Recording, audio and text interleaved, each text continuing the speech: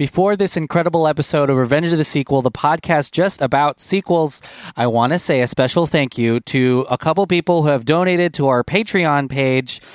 Ian Johnston and Sarah Olivares, you are the real MVP. You are hardcore support level on our Patreon page. And if you're listening and you're wondering what Patreon even is, it's how you can support our podcast network. All of the shows like Revenge of the Sequel, Countdown to Infinity, The Sitting Room, all of that cool stuff. You can go to patreon.com/DelfinPod, DelfinPod, and Patreon is spelled Patreon, and .com is spelled .com. But patreon.com/DelfinPod. If you go there and you support our show, you can get access to some really cool things. So for as little as $1 or $3, you can get access to shows that are just on our Patreon page. There's a show called Big Deck 69. It's a comedy, improv, space, sex talk show that's on there right now. And Countdown to Spring, which is a brand new podcast about Game of Thrones, is on patreon.com exclusively as well. So go to patreon.com/DelfinPod, DelfinPod, and support the pod, baby. But their story didn't end there. How could there have been only one? And he's back in business. Is the worst idea in history of bad ideas. Part 2 is the final chapter in the violent history. This time, it's personal. Did you wash your hands? With soap? Did you dry them? What? Is this all vegetables? Who wanted all vegetables? I did. So, are we going to talk about it? What? The elephant in the room. What elephant? Mom's new job. It's time to make some wrong things right. Help me bring supers back into the sunlight. We need to change people's perceptions about superheroes, and Elastigirl is our best play. Better than me? Is this how you want it? Whoa! Just lay down. All the time. I actually like this. I feel like we're on like an episode of The Real World or something, but in like that confession room. You know? Do you know what I'm talking? Did you ever watch The Real World? Okay, so The Real World. Oh, I shook my head. Sorry. No one could see that. It's the one on MTV. I think it was on MTV. Was it MTV or VH1? No, it was MTV.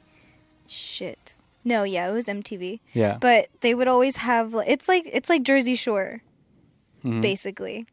And except without like all the Guidos and stuff. But yeah, they would just kind of go off in like a room and then talk about whoever. Like it's a confessional. Like you get to tell your deepest, darkest secrets and feelings to a camera, though. Okay. That's what like. This feels like? Yeah, well, only because of how relaxed we are right now. Like we're not in the office or we're not at our office space or anything. Yeah. It's just chilling. We're not in the studs. We're not We're in just the on studio. the bed. Welcome to Revenge of the Sequel, the podcast just about sequels. I am your host, Emmanuel, and this is a special mini-sode on a movie that we're going to talk about. But I have a guest this week. It's... you can introduce yourself if you want to. Here, I'll do it. We're so close. We finish each other's sandwiches. Oh, classic comedy. That's what you're in for this week. But it's my girlfriend, Sofia. Hello. You may recognize her voice. She's been on some episodes before. I've been on like 2 episodes or something. And she's been minor. on Countdown to Infinity. I have. I'm the reason for Countdown to Infinity. So Yeah. You're welcome. And this week she's joining me because our pals John and Andrew are indisposed. Yeah. We've recorded other episodes, but we wanted to get this one out because this week our episode is on a sequel that just came out that you waited 15 years for. Yes. Incredibles 2. Yes. Yes, I was so fucking excited. Like, I am a huge Disney nerd. Anybody who knows me knows that, like, Disney is, like, the way to my heart. And so especially Pixar. Like, Pixar is, like, my number one. Like, I love it so much. And we're going to talk a spoiler-free review right now, and then we'll go into some of the spoilers that are into it. But Incredibles 2, really fun movie. Incredibles 1 was a good movie, too. Mm-hmm. That movie came out quite a long time ago. Do you remember watching the first Incredibles movie? I do. I do remember watching it, and I remember thinking that the graphics and everything were, like, so amazing. Insane. Yeah. And then I looked back at it, and I was like, dang. Ooh. That could be used in two different ways. Yeah. But no, I looked back at the footage and I was like, oh man, this is like watching Toy Story all over again. Like, if you watch the first Toy Story right now, like compared to what we have now, it's really choppy and really weird looking. It came out in 2004. How old were you? So that was actually the year my little sister was born. Hey, Brie. And we're 9 years apart. So yeah, I was 9? Yeah. Yeah, 9. Because she was born. We're 9 years apart. Yep. Well, the very first Incredibles movie was gangbusters. In 3rd grade. It made a ton of money. It made $633 million. Mm-hmm. Brad Bird directed it. He was he directed the second one too, but he's a really cool guy. Broski. Yeah, he does some TED Talks and stuff. It's really cool to hear him talk about stories. And this movie won an Oscar for Best Animated Film. Really? Insane. Wow, go Incredibles. But telling you, Pixar though. Yeah, it took. I don't think that's when Pixar was bought off by Disney, was it? Not yet. No. Not yet, no. Now, do you think that the ending of Incredibles 1, do you think it made you want a sequel? Because it ends with the Underminer popping up. Yeah. I mean, of course. Like, it was... I thought that the sequel was going to come way earlier than it did. But I'm sure a lot of people did. But then also, like...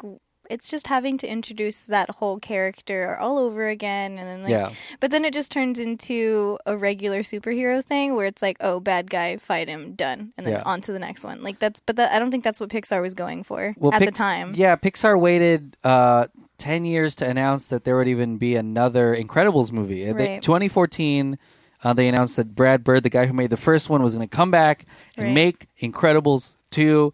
And boy, everyone is really excited. But let's talk about Incredibles 2. What did you think of the movie? I thought it was so fun. I mean, it was so fun, so entertaining. And everybody was just so excited about it. Like, there were parents that brought their kids that are just super excited to bring it, I guess, to show their kids. Like, if that makes... I'm sorry. Bring it to the next generation. Yeah, exactly. Thank you. But, yeah, I mean, it was just so fun. Like, there's jokes for literally everyone. It's not just a kid's movie. Like, it's fun for the parents, too.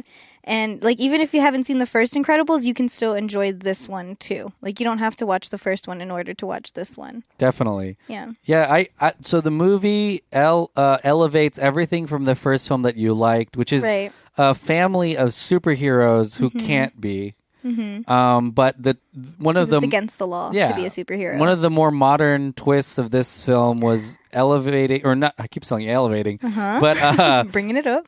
They keep elevating. No, one of the bigger things that make this film unique is how they focus on Elastigirl as the kind of the main hero in this movie. Gender roles, my man. Reversed. Yep. This is 2018. Women. And instead they have and they have Bob. Is that his name? Yeah, his name's Bob. Bob at home, Bob. and it offers a really great storyline. Mm-hmm. Her discovering,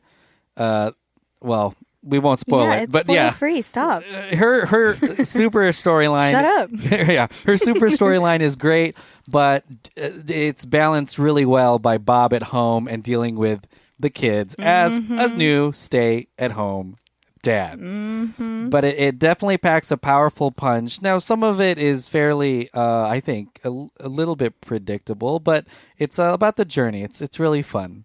We'll talk about that in the spoiler Oh, I know zone. what you're talking about. Now I understand. I was like, what? Yeah. Okay. I will bring this up too. Is that soundtrack is so insanely good. It is. It really is. The music is really fun, and it reminds you of maybe even an old spy thriller or something. It's really loud. It's like nostalgic, it's really brash. almost. Like I mean, it's kind of like the first one. God, I'm so sorry, everyone, that I'm stuttering so much. I'm tired.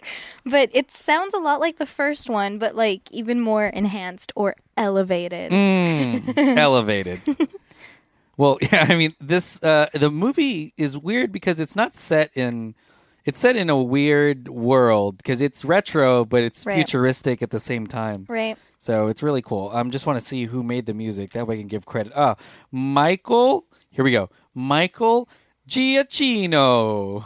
Oh. He made the music for Doctor Strange, Rogue One, Spider-Man: Homecoming, Planet of the Apes. That's why it was so good. And Coco. Aww, exciting. nice. So he's really good at his job. But yeah, I think Brad Bird did a fine job putting together a movie that kept all of the things we loved about the first one, and guess what he did?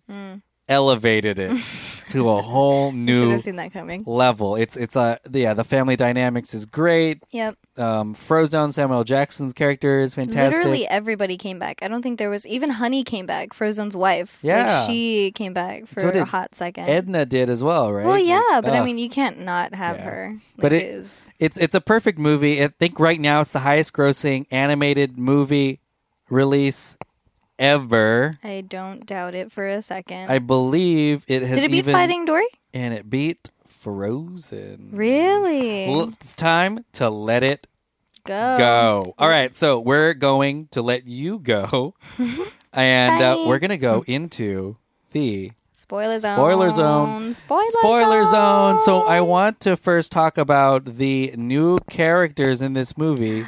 Yes. Because it's not just about them trying to become legal.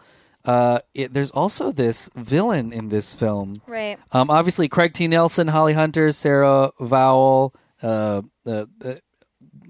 Jack. Those are the characters who played Bob Parr, Helen Parr, Violet, and the family. Yes. Samuel L. Jackson plays Frozone. But Winston Devor is played by Bob Odenkirk. He's the billionaire who's trying to bring them back. He's kind of a politician in a way. No. Okay, cool. And then his sister, played by Catherine Keener, who you know from the 40-Year-Old Virgin. Yes. She plays the sister, Catherine. Yeah, and Bob is pretty much from like Breaking Bad, and I can't even. I know that he's from somewhere else, but I can't even think about the other stuff that he's been in. Breaking Bad? Yes, he is. He's the lawyer. Oh, yeah. Oh, you mean not Bob? You're talking about his actual name is Bob. Oh, Bob Odenkirk. Yeah. I tapped on Bob Parr, and I was like, no, that's Craig T. Nelson from Coach. No. Yeah. Bob Odenkirk, and who normally he's got a really fun voice. I will say that Bob Odenkirk. I can hear him talk for days. Forever, yeah. And I was waiting for him to be an animated movie. I don't think I've ever seen him in an or heard him in an animated movie. He's always playing like a real funny guy, or either a real sleazy guy, or like something in between. Yeah, he's been a comedian for a really, really, really long time. Yeah, but we also are introduced to a villain in this movie who, since we're in the spoiler zone, you've probably seen it, is the sister. Yeah. Evelyn Devor. Devor? But that's not. I mean, that's one of the things when I saw it was predictable. I guess I didn't mean that in a bad way. I was like, well, I don't trust one of these two people. Yeah. Because there's something going on with them. Mm-hmm. But the villain is called, and this is how awesome it is. It's called the Screenslaver. Mm-hmm. He or she is called the Screenslaver. Someone who can control people's minds by having them look at a screen. How current is that, Sophia? Pretty current, I guess. Oh, we're just so... I'm sorry, don't talk to me right now. I'm texting. Oh, we're just so tied to our phones. I'm sorry, can you shut up really quick? I'm on Twitter. Okay, hold on. Let me tweet you. Okay.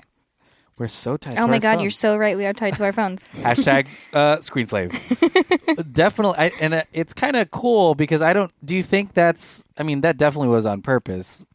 Yeah. Oh, for sure. And then also... the whole gender swap sitch was definitely on purpose too. Like Pixar's not They are. They're not political, if that makes sense. Like, they're not political. Yeah.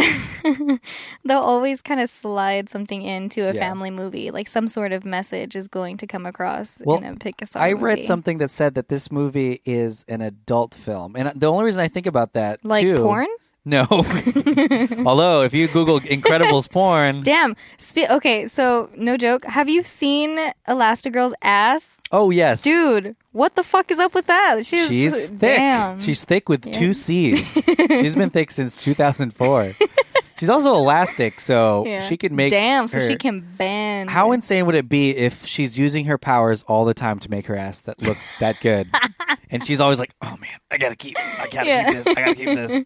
I wonder. Constantly squeezing. No, but one of the reasons why I say it's an adult film is they use a lot of guns in this movie. There's a lot of danger in it. People do they use a lot of guns? Oh, they do. Yeah, Someone they do. shoots a door open in the movie at one point. And so it's not bad. I mean, guns are everywhere nowadays. But that's something America. that... This is America. But this is something that I haven't seen a lot in a Pixar movie. But it's different than the other ones. It's not trying to think. set in a world like that. I guess you're right. It's set in a rough, crime-riddled city. It's not like it's in it's not your in imagination. It's not in the same city that Incredibles originated. They go to a different city, which is primarily more crime, and they go there specifically to get the message across that Elastigirl is making a comeback and she's not going to obey the law. Basically, the law being that superheroes are still against the law, like they should still be hidden and whatnot. Well, and that's part of where this movie has a lot of that. I think that's what makes it a superhero movie, because that happens in X-Men too. The X-Men, not the X-Men, the mutants in X-Men are in the second-class citizens. They have to hide their powers, or they're evil villains or something like that. So that's part of this kind of the superhero lore of this, but it's mixed with that family vibe, especially with Bob. Let's talk about the kids. Violet. It kind of opens with the guy that she likes. Right. Well, because that's where his name? Yeah, Tony. Tony? That's where it cut off, was because she was supposed to go out on the first date. Remember, so the first Incredibles ends with her getting her date hooked up with Tony. Like, he's like, oh, well, how about Friday, or something ridiculous like that. Yeah. And she's like, okay. And, like, she gets all excited because she's had a crush on him for 5 evers, and like it's her first date ever. He thinks she's invisible. Well, no. Literally. She sees right through me. Whenever he first tried to introduce himself, she did turn on her powers and she made herself invisible, and he was like, She did turn on her powers. She did. She used them, and she was like, oh, like she got scared, and then she hid from him, and then she kind of spoke up at the end and was like, hey, I'm Violet. But because he finds out that she's Elastigirl, he gets his... excuse you. I'm sorry. What the fuck? What is her superhero name? It's just Violet. Oh, okay. I don't think she has a superhero name. Ultraviolet. Is it? No, that's not. another superhero.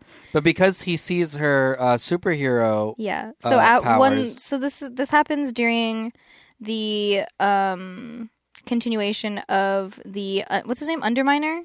The Underminer, which also got away. They never surfaced back to that, did they? No. Nope.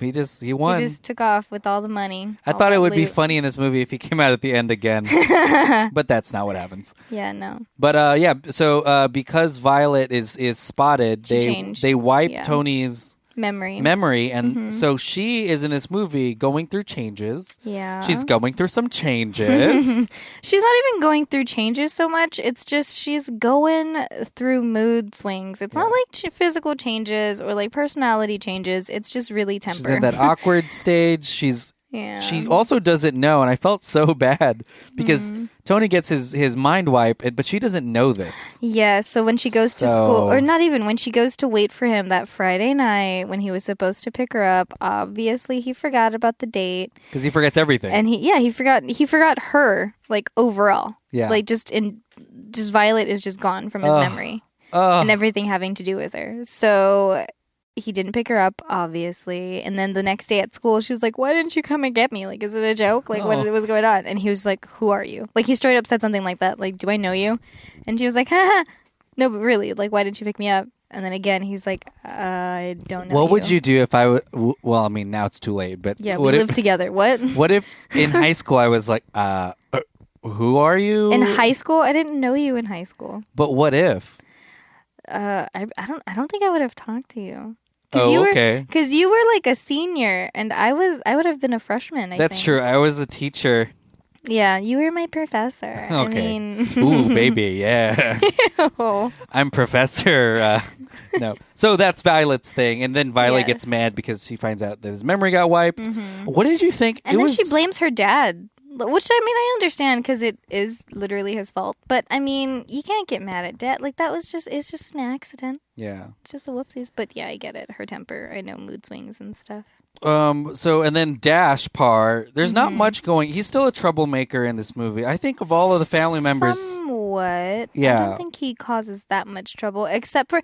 So no, the number one thing is just the whole babysitting. Jack is the hero of this movie. Jack is like the comic relief. He's the hero. He fights a raccoon. He has all these powers. He's the new thing. He's everybody's new favorite. I mean, there's no doubt about it. Everybody's wearing Jack. He's much more vocal in this film, which I love. And of course, they focus a lot on his powers. I don't even know which power was my favorite power. Can you recall yes, all of them? So you're going to try to figure out. Yes. Jack's power, but from memory. From memory. Here we go. So do you have the list ready? I don't have a list, Damn but it. I can. Look one up so I can just keep up okay. with my Pixar. Let me facts. Google how many powers. So he has like 12 powers or something. It's either 12 or 21. No, there's 17. Damn it! Oh, I knew it was. You're a already 1. off. Oh, I thought it was a 1 and a 2, but it was a 1 and a 7. Okay, but no. Okay, ready? Okay, go. Okay. Let's see. All of Jack powers. All of Jack's powers. So he can transform into that monster. It's called Demon Transformation. Yes, thank you. He has laser eyes, obviously. He levitates. He can go into the other dimension. Yeah. Are you keeping up? Okay, he can light himself on fire. Mm-hmm. Okay. Wait, are you counting these or no? Yeah, I have 5 so far. Okay. He can multiply. Mm-hmm. He has telekinesis. Mm-hmm.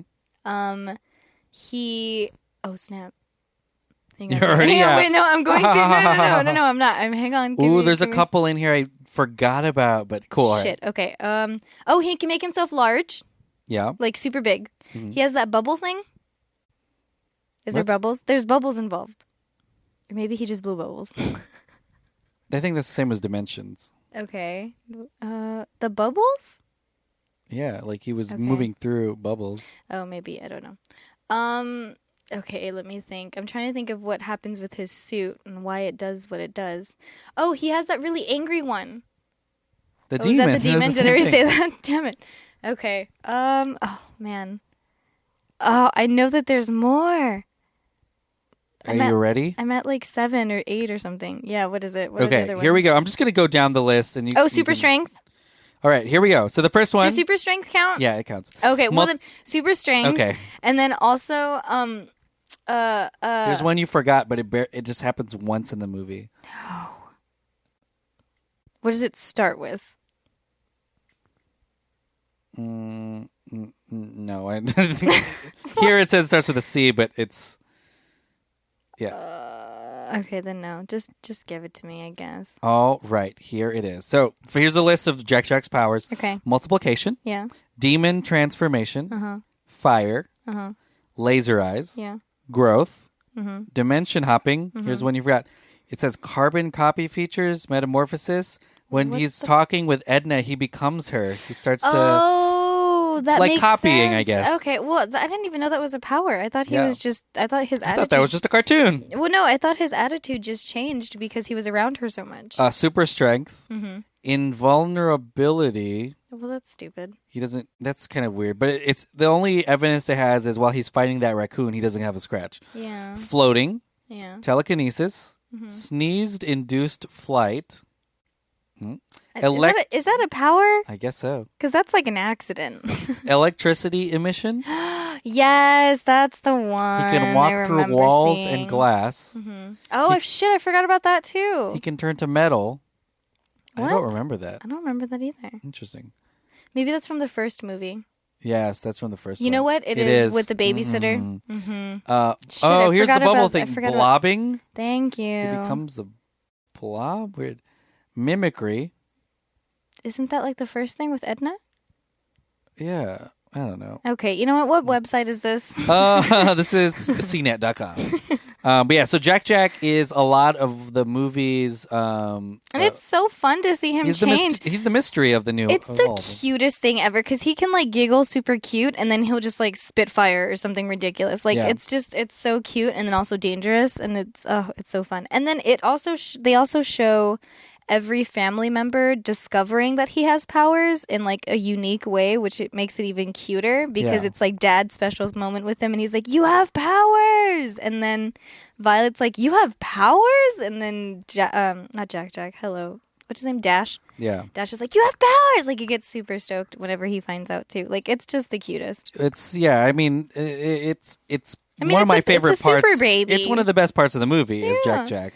Oh, the raccoon, man. And the raccoon. Jack and Raccoon. I was laughing so fucking much during that That's scene. a TV show. They should make that into its own Seriously, TV show. right? Like so cute. So most of the movie hinges on a lot of craziness that's happening at home that's being hidden from the mom, Helen, who is out fighting or finding out who the screenslaver is. Right. And they end up finding out who the screenslaver.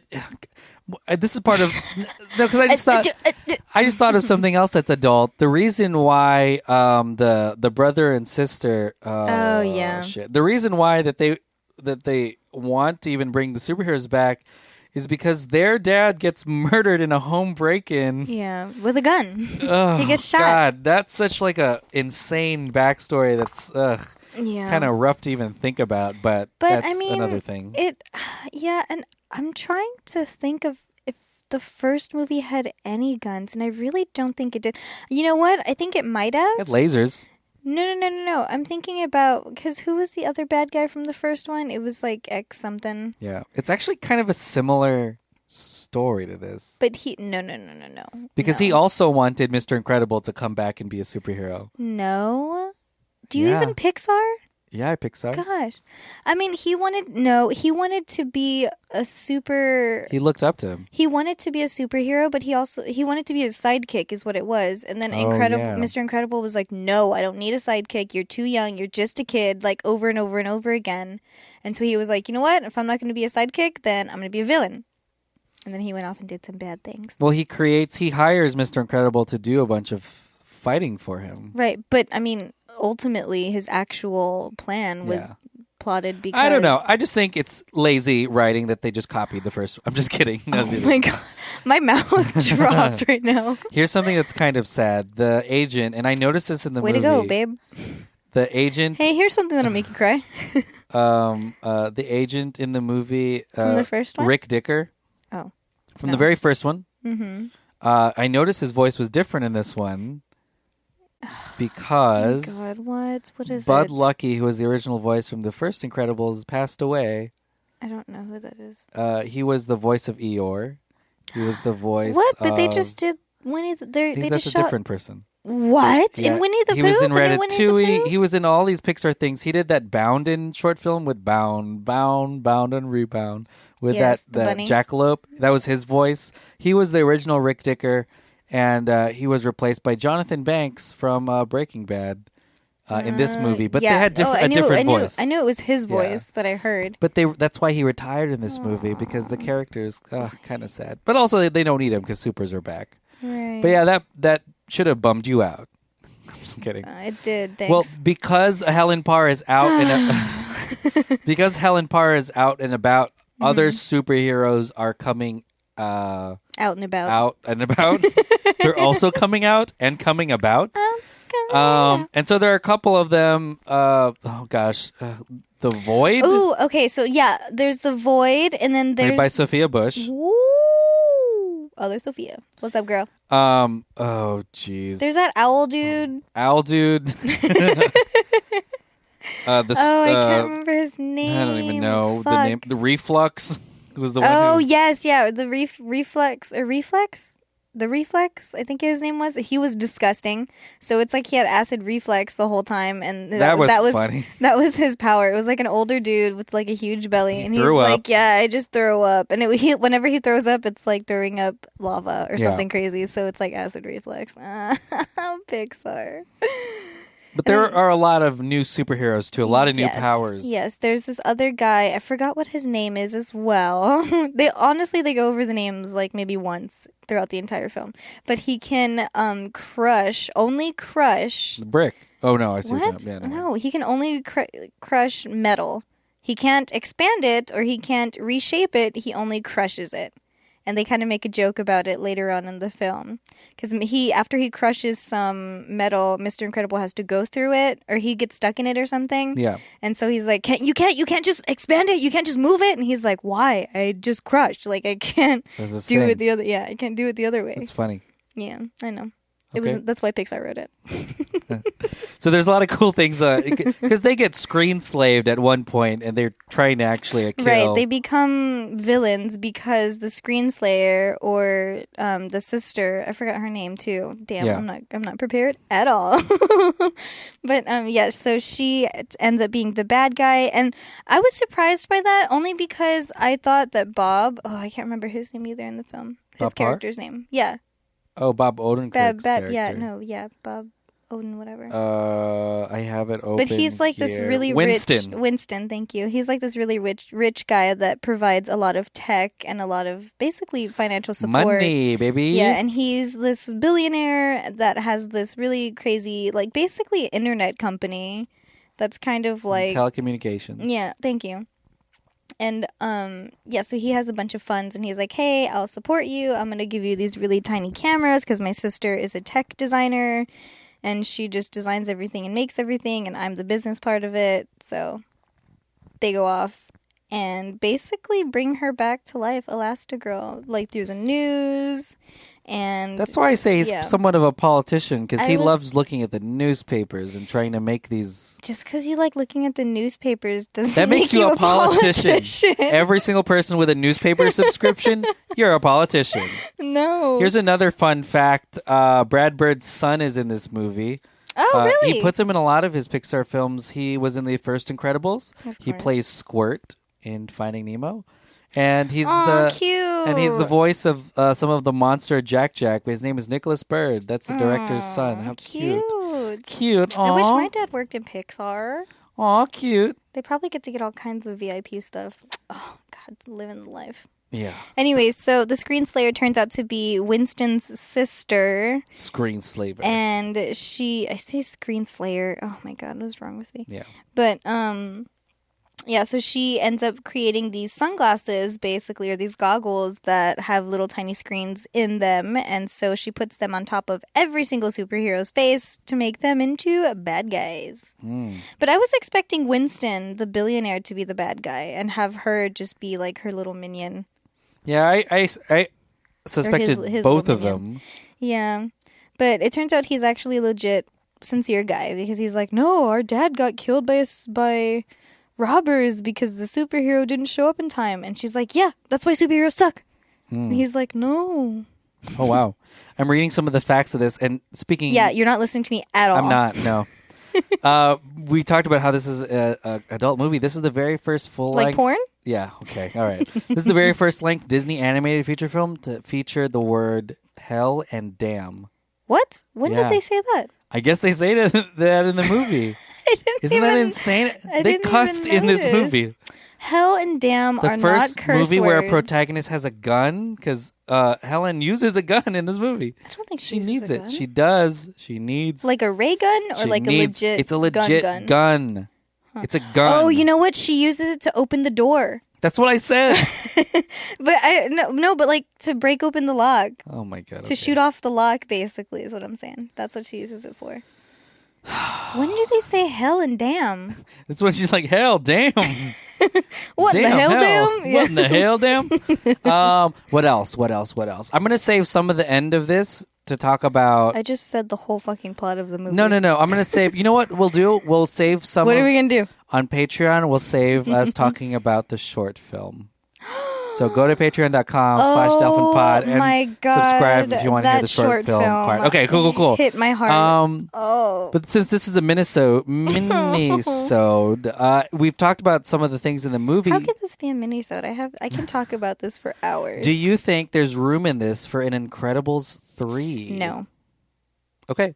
Why not? No, I'm going to just stop you right there because you don't mess with something when it's already good enough. Incredibles 1 was good. Incredibles 1 was good, but you ended it on a sequel note. This one did not end on a sequel note.